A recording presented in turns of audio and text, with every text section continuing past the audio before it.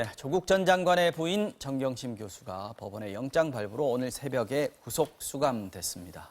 야당은 당연한 결과라며 다음은 조국 전 장관에 대한 본격적인 수사가 필요한 차례다 이렇게 밝혔지만 여당은 법원의 결정을 존중한다는 짤막한 입장만을 내놨습니다. 이런 가운데 일본을 방문 중인 이낙연 총리가 아베 일본 총리를 오늘 오전에 면담했습니다. 문재인 대통령의 친서도 전달했는데 한일 관계 정상화를 위한 발판이 될지 관심이 쏠리고 있습니다. 오늘 정치와 호장용 시작해 보겠습니다. 강혜용 한양대 특임교수 그리고 박정아 전 청와대 대변인 두 분 나오셨습니다. 어서 오십시오. 안녕하세요. 안녕하세요. 자, 법원이 오늘 새벽에 구속영장을 발부했습니다. 범죄 혐의 상당 부분이 소명되고 증거인멸 염려가 있어서 구속 필요성이 인정된다고 법원이 영장 발부 사유를 밝혔는데요. 먼저 정경심 교수 구속영장 발부에 대한 여야의 각당 반응부터 들어보고 이야기 시작하겠습니다. 우리 당은 재판부의 판단을 존중합니다. 이제 본격적으로 사법적 절차가 시작된 만큼 앞으로 남은 재판을 통해서 실체적 진실이 밝혀질 것을 기대합니다. 민주당은 국민과 함께 겸허한 마음으로 이 재판을 지켜보겠습니다. 지금이라도 사법부에 의해 막혔던 계좌 추적과 휴대전화 압수수색이 이루어져야 합니다. 추가 증거인멸 정황도 확보해서 죄를 물어야 합니다. 이제 검찰은 눈치 볼 것도 주저할 것도 없습니다. 이 게이트의 몸통, 조국 수석의 수사는 당연한 수순입니다. 정 교수 구속으로 대충 이 사건을 마무리 짓겠다는 생각은 절대 안 됩니다. 네, 저희가 이따가 이슈 다루는 시간에 다시 한번 좀 본격적으로 다뤄볼 텐데 이 자리에서는 정치권에서 이 사안을 어떻게 보고 있느냐에 대한 얘기들 중심으로 좀 짧게 이야기하고 넘어가겠습니다. 자, 강 교수님, 일단 더불어민주당 여당의 입장, 법원의 결정을 존중한다. 그리고 국민과 함께 겸허한 마음으로 재판을 지켜보겠다. 이렇게 얘기를 했습니다. 그러면서 검찰개혁을 매진하겠다는 얘기도 덧붙였습니다. 네. 네.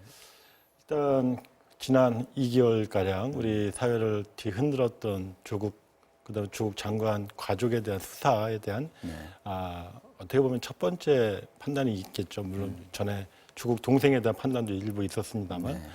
알다시피 이 구속영장에 대한 이 심사는 실제로 이제 본 수사를 위한 타전 단계에 불과하고 그래서 이제부터 이 구속이라는 거 하는 것은 검찰의 필요, 구속 수사의 필요성을 인정해 주느냐 마느냐의 문제거든요. 네. 즉 유죄냐 무죄냐를 확정하는 단계가 아니기 때문에 그렇죠. 지금에서는 검찰의 어떤 수사 편의를 도와준 손을 들어준 판단이다 이렇게 보여지고 오늘 이인영 원내대표가 원내 회의에서 밝혔듯이 이제야말로 이제 실체적 진실을 접근하는 과정이다라고 보여지고 다만 그동안의 이 과정에서 어떤 검찰의 역대급 수사, 소위 이 사안의 어떤 경중을 봤을 때 과연 이 정도로 특수부가 전부 투입될 정도의 수사인가 싶을 과잉 정도의 수사 비판이 있었습니다. 과잉 수사에 대한 비판이 있지만 어쨌건 사법부가 그런 판결을 내렸기 때문에 그런 판단에 대해서 일단 존중을 한다.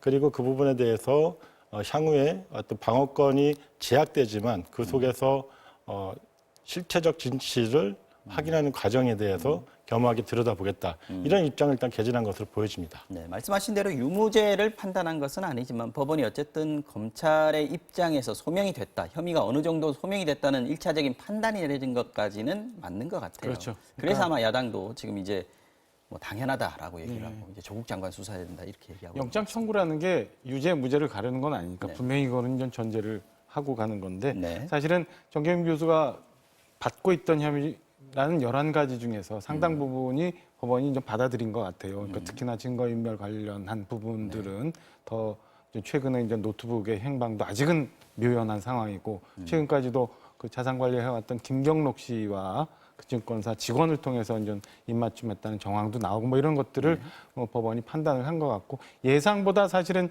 영장실질심사 이 검찰과 변호인단의 공방 말고 재판부가 판단했던 시간은 뭐 이렇게 길지 않았던 것 같아요. 자정 넘어서 그냥 바로 나온 거 보면은 그 검찰의 수사가 상당 부분 좀 탄탄했던 거 아닌가 이런 판단이 듭니다. 일단 야당에서는 그 현재 아까 전제했던 것처럼 뭐 유무죄 판단은 아닙니다만 그동안 조국 전 장관을 둘러싼 여러 가지 의혹들이 굉장히 많았는데 일단은 정경심 교수의 문제 외에 조국 장관이 갖고 있었던 혐의에 대해서 이제 본질에 대해서 분명히 다 드러나야 그동안에 있었던 공방이 국민들로부터 이제 정리가 되는 거 아니냐라는 면에서 야당은 좀 더 이제 조국 장관에 대한 직접적인 수사까지도 요구하고 있는 것 같고 특히나 이제 정 교수가 받고 있던 여러 가지 혐의 중에서 주목할 만한 대목이 이제 자본시장법 위반 이 부분에 대해서는 특히나 이제 그 조국 장관이 그 나머지 증거인멸 교사나 뭐 이런 부분 사문서 공문서 위조 혐의 뭐 이런 거 말고 이 부분에 대해서는 좀 더 그 핵심적인 사안으로 들어갈 수 있는 부분이라 야당은 이 부분에 대해서 이제 철저한 조사와 수사 직접적인 수사까지도 요구하고 있는 상황입니다. 지금 아까 이인영 원내대표의 발언은 당의 공식 입장을 대표해서 얘기를 한 거고, 근데 여당 입장에서 사실 좀 당혹스러운 생각도 좀 들 수 있을 것 같고요. 또 반발하는 분위기도 좀 있는 것 같습니다. 법원 결정 존중하는 건 뭐 공식적인 입장이지만 개별 의원들 반응을 보면 약간 좀 뉘앙스가 좀 다른 것 같습니다. 일단 오늘 박광원 최고위원도 본인의 페이스북에 법원의 결정은 존중하지만 그간의 어떤 검찰의 과잉 수사에 대해서 분명히 문제 제기를 해야 된다라는 부분이 있고. 그럼 별개로 생각해야 그렇죠. 된다. 따져봐야 된다. 예, 이재정 대변인 같은 경우에도 법원의 영장 발부 사유를 도저히 이해할 수 없다라는 입장입니다. 사실은 두 가지 정도는 좀 짚어줄 필요가 있는데요. 이게 과연 뭐 사법부의 판단이 전적으로 존중되어야 마땅하지만 그럼에도 불구하고 사실 이번 문제에 있어서 도주 우려는 뭐 당연히 누구도 이해하지 않을 것이고요. 그렇죠. 그 증거인멸 우려인데 증거인멸의 핵심은 두 가지라고 보여지거든요. 노트북하고 그다음에 그 코링크 피에 적용된 자본시장법 위반 사항인데 자본시장법 위반 적용이 되려면 적어도 정경심 교수가 오촌 조카와 함께 공모자이거나 공동 운영자여야 됩니다.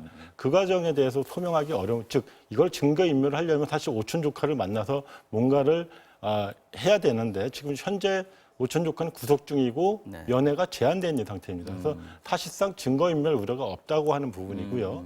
또 한 가지 노트북 같은 경우에는 노트북 가방을 가지고 검찰은 노트북이 있을 것이다라고 주장을 하고 있지만 정경심 교수 측은 노트북 가방 안에는 서류만 있었을 뿐이다라고 하는 주장으로 맞서고 있거든요. 있습니다. 자, 그런 과정에서 이 증거로 제시한 노트북에 대해서는 입증할 책임이 검찰에 있거든요. 네. 그래서 그거를 인멸할 우려가 있다라고 해서 정경심 교수를 구속한 것은 납득하기 어렵다라는 게 또 일부 전문가들의 의견입니다. 네. 이런 점에서 당연히 여당으로서는 지도부와 함께 사법부의 결정을 존중하는 입장이지만 개별 의원들 입장에서는 당연히 이번 판단에 있어서 석연치 않은 부분에 대해서는 당연히 지적할 수밖에 없는 그런 상황이라고 보여집니다.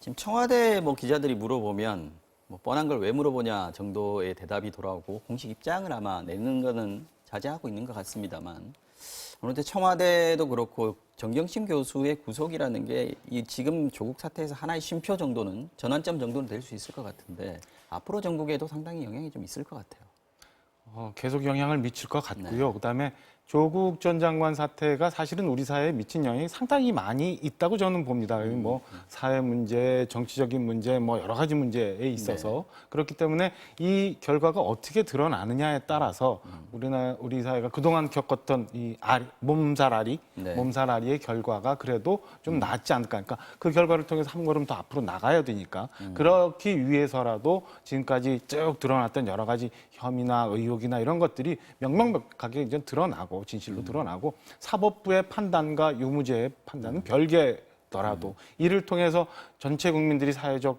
동의를 할 수 있는 그런 상황을 만들어낼 수 있다면 이건 저는 뭐 결코 나쁘지 않고 어쨌든 한 번은 겪어야 되는 몸살앓이라고 생각하는데 청와대로서는 분명히 그 답하기가 곤란할 거예요. 왜냐하면 그동안은 사실은 검찰 개혁이라는 명분 하에 조국 장관의 수사에 대해서 암묵적으로라도 과잉 수사다. 그다음에 이건 지나치다라는 얘기를 많이 해왔고 특히나 조국 장관이라는 후보자가 법무장관으로서 아주 적합한 사람이라고 이제 내놨었는데 그게 사실은 중도 돌아간 상황이었기 때문에 지금 공식적으로 정경심 교수의 구속에 대해서 뭐라 얘기하기 어려운 상황인데 이 이후에 이제 앞서 말씀드린 것처럼 조국 장관에 대한 이제 직접 수사가 이루어지거나 혹은 그 조국 장관을 둘러싼 뭐 거짓 증언이나 아니면 좀 전에 얘기했던 것처럼 뭐 자본시장법 위반 혹은 뭐 공직자윤리법 위반 이런 것들이 좀 드러날 경우 그때는 청와대도 뭔가 얘기를 해야 되고 지금 며칠 전에 대통령께서 저 국회 가서 시정연설 하시면서 공정과 개혁 다시 말씀을 하셨는데 그건 말고 이제 진짜 그러면은 다시 시작한다는 의미의 뭐 청와대 인적 쇄신이나 아니면 정책 기조의 대단한 변화라던가 이런 것들도 모색해야 되지 않을까. 그래야 시끄러웠던 국민들의 이제 여론이나 이런 것들이 좀 가라앉고 통합이라는 그다음에 새로운 전진이라는 이런 길로 다시 나갈 수 있지 않을까 이런 생각이 잠깐은 들었습니다. 지금까지는 청와대의 얘기대로 조국 장관이 직접 연루된 의혹만 있지 아직까지 드러난 건 없기 때문에 또 뭐 이렇게 수사가 이루어진 게 없기 때문에 청와대로서도 입장을 표명하지 않는 것이 어쩌면 자연스러운 일일 것 같은데 만약에 이제 조국 장관에 대한 직접 수사가 이루어지고 또 의혹이 조금씩 더 구체화되고 기소의 단계까지 만약에 간다라고 했을 경우에 청와대가 부담스러울 수 있기 때문에 좀 긴장하는 정경심 교수의 구속을 놓고도 좀 긴장하는 그런 분위기는 있을 것 같습니다. 그럴 수밖에 없을 거예요. 그러니까 청와대 입장으로서도 말씀하신 것처럼 지금 상황에 대해서 직접적으로 입장 정리를 할 수는 없지만 만약에 이 건이 이제 그 국무위원 후보자로서 내놨던 그다음에 당장 필요하다고 얘기하는 검찰개혁의 적임자로서 내놨던 후보에 대한 문제가 생긴다면 그 건에 대해서는 청와대도 뭔가 어떤 식의 표현을 있어야 되지 않을까라는 생각입니다. 네. 저는 일단은 정경심 교수 측에서 그러니까 이번 그 법원의 판단을 다시 한번 구하는 제도를 좀 활용을 했으면 좋겠다는 구속적 부심 말씀하시는 건가요? 구속적 부심 심사를 통해 가지고 사실 이제 영장 심사 같은 경우에는 사실 문서로만 보고 판단을 하기 때문에 그 많은 분량을 11가지 혐의에 대해서 뭐 수천 페이지에 달하는 거를 불과 몇 시간 만에 결론을 내렸다는 건 좀 이해가 안 가거든요. 그래서 말 그대로 이 부분에 대해서는 변호인단뿐만 아니라 많은 그 법조계 분들이 과하다라고 하는 판단을 하고 있기 때문에 이 부분에 대해서 다시 한번 실질적으로 인신의 구속이 필요성과 정당성이 존재하는지에 대해서 구속적 부심이라고 하는 것이 헌법에 보장되고 있기 때문에 이 부분에 대해서 한번은 심사를 해야 지금 이 부분에 대해서 어떤 국가권력기관 내지는 사법부에 대한 불신까지도 좀 팽배해진 상태거든요. 가령 이번 검찰 수사를 통해서 검찰에 대한 신뢰보다는 검찰에 대한 불신이 더 커졌듯이 실제로 사법부의 판단은 아까 뭐 여당 지도부 입장에서는 당연히 사법부의 판단을 존중해야 되죠. 해야 되고 믿는 게 사실 편합니다. 그렇게. 그런데 우리가 나라의 안보를 군인이 지켜주겠지라고 마음을 편하게 먹고 있지만 어느 순간 보니까 계엄령 문건이 나온단 말이죠. 그랬을 때 국가기관의 신뢰가 과연 어느 정도로 신뢰를 받을 수 있는지에 대해서 사실은 퀘스천이거든요. 이 부분에 대해서 마찬가지로 정해진 보장된 제도는 충분히 활용을 해서 이 부분에 대해서 국민적인 불신이 더불어서 커지는 거는 좀 막으면서 갈 필요가 있을 것 같다 이런 판단이 듭니다. 네, 제가 알겠습니다. 법률가가 아니기 때문에 구체적인 사안에까지 뭐 말씀드리기는 뭐 그렇지만은 그동안 조국 장관을 둘러싼 여러 가지 논란은 정치권에서 정치 언어로 이념 전쟁을 하면서 너무 시끄러워진 측면이 있어요. 네. 그러니까 지금까지는 정치 언어로 얘기를 해왔다면 앞으로는 뭐 팩트의 영역이고 그다음에 사법부의 언어로 이제 진행이 될 수 있도록 정치권에서는 더 이상 너무 많은 부분에 대해서 왈가왈부하지 말고 이 건은 사법부의 판단을 좀 맡겨놓고 또 다른 논의를 생산적인 논의를 좀 했으면 하는 바람이 좀 있습니다. 구속적 부심 그게 좀 순서가 얘기는 뭐 바뀐 물론 건데요. 피의자로서는 할 수 있는 법적으로 할 수 있는 권리 부분이기 때문에 뭐 제한을 하는 거는 뭐 할 수 있습니다. 근데 지금 현재 상황을 제가 참고로 말씀드리면 오전에 이제 법조 기자들이 반응을 물어보지 않았겠습니까? 검찰 반응도 물어보고 뭐 정경심 교수 측의 반응도 물어봤을 텐데 둘 다 지금 아직까지 공식적으로 발부에 대해서 어떻게 반응을 한 거는 나오지 않았고 또 앞으로 어떻게 할 것이다에 대해서도 아직까지는 입을 닫고 있는 그런 상황이라고 합니다. 참고를 하시면 될 것 같고요. 이야기 넘어가죠. 패스트트랙 협상 얘기 좀 해보겠습니다.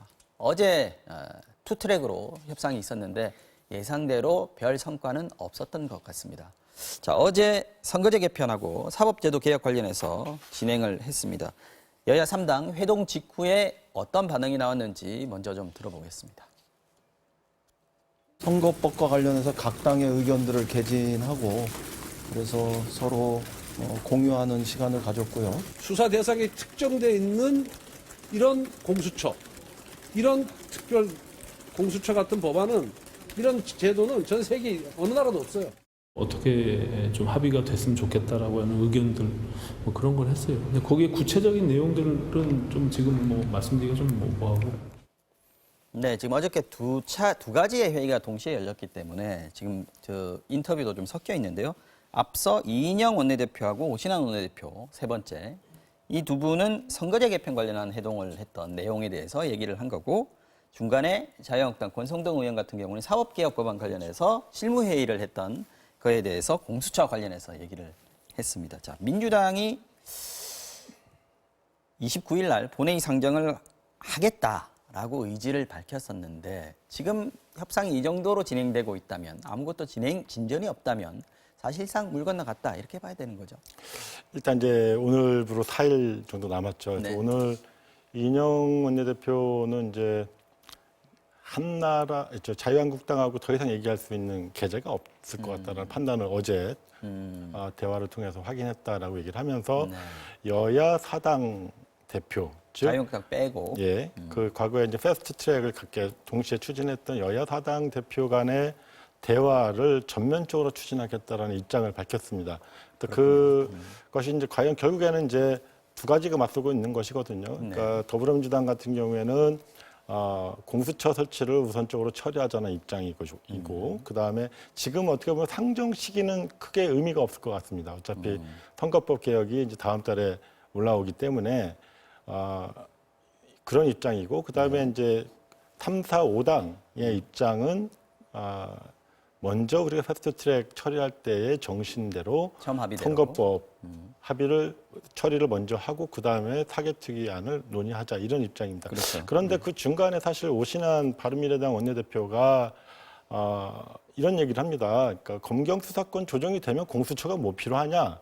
이거는 이제 여야 사당 합의를 깨는 발언이거든요. 사실상 공수처 반대 그렇죠. 입장이에요. 그렇기 때문에 사실 더불어민주당 입장에서는 공수처 처리가 담보되지 않는 과거의 합의는 있을 수 없다라는 입장이고 네. 또 공교롭게도 현재 조국 수사권으로 해가지고 광장에서 검찰개혁의 요구가 있기 때문에 매우 높기 때문에 이 부분을 현재 국회가 이 부분을 요구를 받아들여서 공수처 설치를 함과 동시에 검찰개혁과 함께 정치개혁을 이루는 선거법 개혁까지 가자라는 그림입니다. 그런데 그 과정에서 서로 못 믿겠다고 얘기하는 거거든요. 그래서 그 단초를 마련한 오신환 원내대표가 일단 입장을 분명히 밝혀줄 필요가 있을 것 같고요. 그렇게 되면 빠른 시간 안에 지금 상황에서는 여야 사당 대표의 어떤 복원이 우선적으로 돼야 될 것 같고 또 한 가지는 그 과정에서 두 가지 법안이 올라와 있는 상태입니다. 권은희 안과 백혜란 안. 두 가지 안에 대한 지금 1차적인 조정들이 좀 필요한 상황이거든요. 근데 이 조정과 함께 투트랙으로 진행이 되면 이 부분에 대해서 어쨌건 결론을 내릴 수 있지 않겠냐 이렇게 판단이 듭니다. 그래도 이번 달 29일은 힘들고 이거는요. 11월은 넘어간다고 29일이라고 하는 것은 사실 이제 국회의장이 내부의 법무법인에 의뢰해서 상정 가능한지에 대해서 유권 해석을 받아놓은 날짜이고요. 상정이 곧 통과를 의미하는 것은 아니기 때문에 처리를 의미하는 것은 아니기 때문에 상정을 통해 가지고 어쨌건 지금 어제 뭐 자유한국당이 테이블에 앉은 것도 이런 압박이 있기 때문에 앉은 거라고 보여지거든요. 그래서 그런 논의를 촉구하기 위한 즉 패스트트랙 이후에 한 번도 제대로 이 중차대한 선거제 개혁이라든가 이 사법개혁안에 대해서 1당, 2당, 3당이 논의를 해본 적이 없어요. 그래서 이 부분에 대한 논의를 촉발하기 위한, 압박하기 위한 이런 부분이다 보여집니다. 어쨌든 시작은 했는데 다시 이인영 원내대표도 얘기를 했지만 한국당은 이제 얘기를 못하겠다라고 지금 포기를 한 상황인 것 같은데 지금 다른 당들이 민주당하고 협조를 해주면 좋은데 민주당 입장에서 말이죠. 지금 다른 당들도 민주당 따라갈 것 같지는 않다 이런 전망들이 많습니다. 버스가 이렇게 출발하는데 사실은 개문 발차하는 것도 굉장히 위험하지만은 출발하려고 했는데 그냥 제자리 서 있는 것도 위험한 거예요. 지금 제자리 그냥 서 있었는데 짚어야 될 부분은 두 가지가 있어요. 우선은 지금 이 패스트트랙 정국이 시작된 게 지난년 4월부터인데 그때 당시 사실은 합의 내용이 선거구제 개편 먼저 논의한다였거든요. 그런데 조국 전 장관 사태 이제 한창 그 부글부글했을 때 어떤 연유인지 모르겠지만은 그 여당에서는 그러니까 공수처법을 이달 안에 처리하자라고 이렇게 압박을 가하기 시작했어요. 그러니까 아마 검찰개혁이나 뭐 이런 부분에 대해서 이슈화하기 위해서 그랬던 건지 뭔지 연유는 잘 모르겠습니다. 그렇게 시작을 했는데 그리고 협의도 지금 말씀하신 것처럼 어제 있었던 회의 3+3 회의가 시작이 됐는데 결과적으로는 자유한국당을 제외한 나머지 야당도 군소정당도 전혀 이에 대해 그 4월 합의를 우선 해야 된다라고 얘기하면서 공수처법 처리만 단독으로는 하기는 어렵다. 그러면 이렇게 선거법 개정, 선거제 개편부터 먼저 하지 않으면 다른 야당을 설득하기 힘들다라는 건데. 현재로서는 그렇게 되는 것 같아요. 그래서 민주당에서도 이달 안에 이달 말에 무리하게 공수처법을 처리할 수는 없는 상황이 돼버렸고 사실상 그러면은 물 건너가서 다음 달에 그러니까 선거제 개편을 관련한 정개특위 법안이 패스트트랙에 올라가 본회의 상정될 수 있는 일정 기간이 지나고 나서 요건이 채워지는 11월 말 이후에 가봐야 이 건이 어떻게 처리될런지 볼 수 있는 상황이 되고 11월 말까지 선거제 개편안에 합의를 할 수 있을까요? 일단은 뭐 어제부터 시작을 한국당 했으니까. 빼고요. 네. 네. 예. 어제 이제 저 자유한국당이랑 바른미래당이랑 더불어민주당 3당이 이제 모인 거죠. 사실 선거제를 하기 위해서 각자의 의견을 일단은 입장을 개진한 것으로 보여집니다. 그런데 지금 문제는 이겁니다. 더불어민주당이 왜 갑자기 공수처 설치를 들고 자, 외부의 광장의 요구가 높다는 것도 물론 배경입니다만 실제로 당시에 4월 달에 패스트트랙을 함께 추진했던 제3, 4, 5당에 중대한 사정 변화가 생겼습니다. 그러니까 바른미래당 같은 경우에는 거의 준분당 상태가 됐고요. 러시가 이어진다고 그렇죠. 봐야죠. 근데 민주평화당 같은 경우에도 대한신당이라고 하는 새로운 그룹이 나온 상태가 됐단 말이죠. 그런데 이 나와 계신 분들의 의견이 기존에 우리가 합의했던 사법개혁안에 대해서 다소 부정적인 입장을 계속 언론에 내놓고 있는 상황이기 때문에 이 부분에 대해서 이게 담보가 되지 않는 선거제 개혁이라고 하는 것이 그때 당시에 4월에 패스트트랙 합의 정신을 위반하는 것이다라고 하는 부분인 것이고 그래서 선거제 개혁이라고 하는 것을 하고 나서에 만약에 동시에 사실상 동시에 치러지는 것이긴 합니다만 그 이후에 있을 어떤 사정 변화에 대해서 누구도 장담하기 어려운 상황이라는 거죠. 그렇기 때문에 현재 국민들의 요구가 높은 검찰 개혁에 대한 부분을 하고 이 여야 사당의 그 연대체가 일종의 개혁 연대로서 발휘가 되면 정치 개혁까지 이뤄가는 선거제 개혁을 통한 이런 그림을 그린다 이렇게 보여지는 것이죠. 네, 그게 이제 민주당이 그리고 있는 그림인데 그게 안 될 것 같다는 게 지금 현실적인 문제 제기라서 드리는 거예요. 현재로서는 제가 볼 때는 다음 달 가더라도 이게 쉽게 뭔가 이렇게 그러니까 선거제도 다음 달에도 쉽지 그렇죠. 않다고 그러니까 보시는 뭐 거예요. 여야가 특히나 자유한국당이 이 총선이 점점 다가오는데 그건에 대해서 쉽게 뭔가 이제 전향적인 안을 내거나 아니면 합의할 가능성은 높아 보이지 않기 때문에 지금 현재로서 볼 때는 이렇게 전망이 밝지만은 않다라고 보여지고요. 크게 세 가지 변수가 하나 좀 있을 것 같아요. 우선은 자유한국당이 그 지역구 의원으로만 한 270석 안을 제시하고 있잖아요. 비례대표를 없애는. 그러니까 이 안에 대해서 어떻게 변화되는 수정안을 자유한국당이 제시하느냐 하나. 두 번째는 바른미래당의 일부, 그러니까 변혁 지금 활동하고 있는 이분들이 과연 그 선거구제 개편에 대해서 얼마나 호응할 것인가.